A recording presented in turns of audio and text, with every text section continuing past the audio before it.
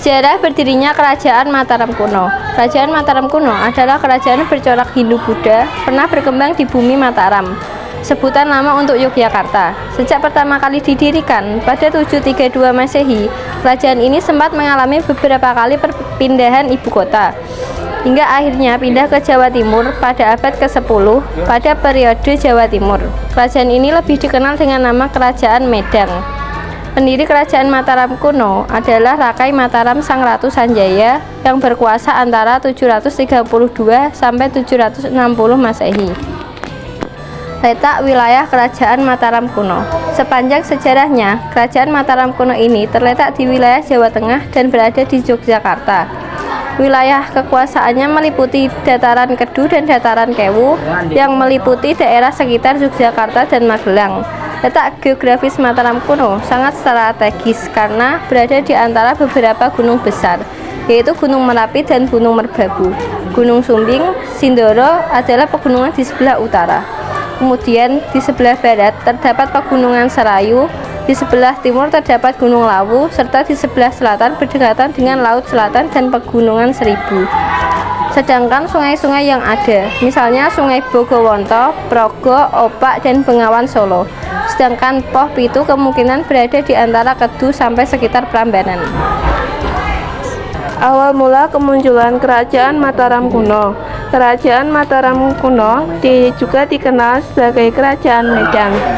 Adalah sebuah kerajaan Hindu-Buddha yang didirikan di Jawa Tengah pada abad ke-8. Pada abad ke-10, kerajaan ini pindah ke Jawa Timur.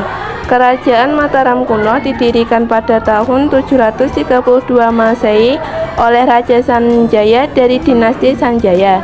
Prasasti Mungu dan Canggal menjadi bukti sejarah yang menunjukkan keberadaan kerajaan ini.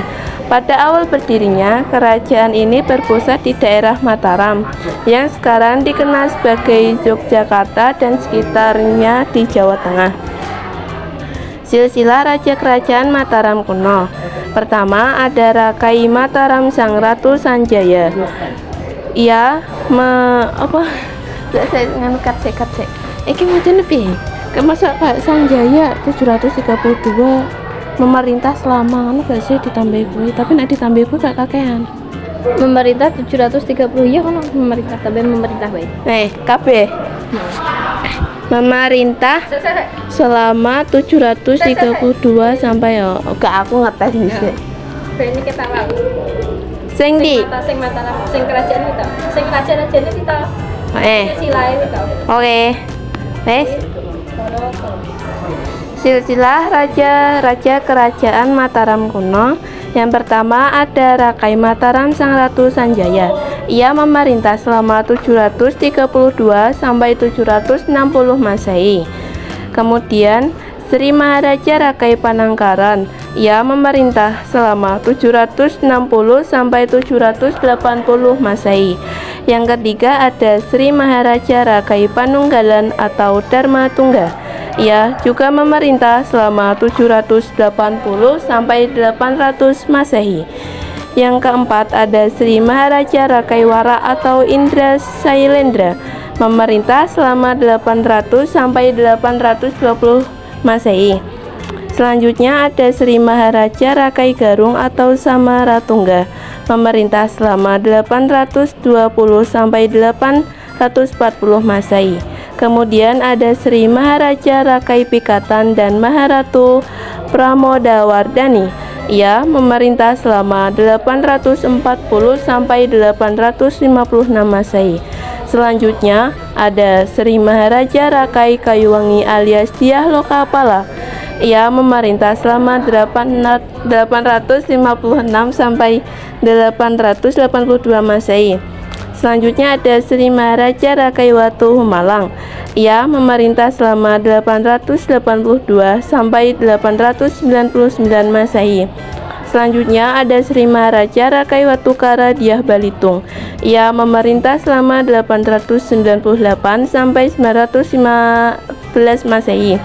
Selanjutnya ada Rasa Daksa. Ia memerintah selama 915 sampai 919 Masehi. Yang terakhir ada Raja Tulodong. Ia memerintah selama 919 sampai 924 Masehi. Kehidupan di Kerajaan Mataram kuno. Kehidupan masyarakat di Kerajaan Mataram kuno memiliki beberapa aspek, yaitu: 1. Kehidupan ekonomi. Masyarakat bercocok tanam, berternak, dan berdagang. Kerajaan Mataram kuno memiliki tanah yang subur karena dikelilingi pegunungan dan sungai-sungai besar. 2. Kehidupan sosial. Masyarakat memiliki ikatan persaudaraan yang kuat. Stratifikasi sosialnya kompleks dan tumpang tindih dengan kasta-kasta seperti Brahmana, Ksatria, Waisya, dan Sudra. 3. Kehidupan politik. Kerajaan Mataram kuno memiliki sistem birokrasi yang tertata dengan istilah-istilah seperti Rakyan, Mahamantri, Rakyan, dan Rakai. Hubungan rakyat dengan raja tidak langsung, tetapi memulai pertemuan dengan petinggi kerajaan. 4. Kehidupan budaya. Kerajaan Mataram kuno memiliki corak Hindu-Buddha. Peninggalannya yang terkenal adalah Candi Borobudur, Candi Prambanan, Candi Mendut, dan prasasti-prasasti seperti Prasasti Sojomerto dan Prasasti Canggal. Puncak kejayaan Kerajaan Mataram kuno. Kerajaan Mataram kuno mencapai puncak kejayaannya pada abad ke-9 dan ke-10. Beberapa faktor yang berkontribusi pada kejayaan kerajaan ini antara lain: A. Perluas wilayah. Kerajaan Mataram kuno berhasil memperluas wilayahnya hingga ke Semenanjung Malaka.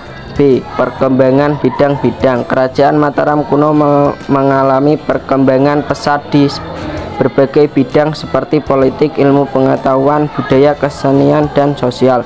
C. Pembangunan Candi Borobudur. Salah satu pencapaian Kerajaan Mataram kuno adalah pembangunan Candi Borobudur. D. Prasasti Kerajaan Mataram kuno. Meninggalnya banyak prasasti, diantaranya prasasti Mantrasih dan prasasti-prasasti yang ditemukan di Yogyakarta, Jawa Tengah, hingga Jawa Timur. E. Perekonomian makmur. Kerajaan Mataram kuno memiliki perekonomian yang makmur karena kegiatan berternak, membuat kerajinan maupun berdagang. Runtuhnya Kerajaan Mataram kuno. Kerajaan Mataram kuno mengalami keruntuhan pada abad ke-11. Ada beberapa faktor yang menyebabkan keruntuhan pada kerajaan ini. Di antaranya adalah sebagai berikut: A. Tidak memiliki pelabuhan laut sehingga sulit berhubungan dengan dunia luar. B. Sering dilanda bencana alam oleh letusan gunung berapi.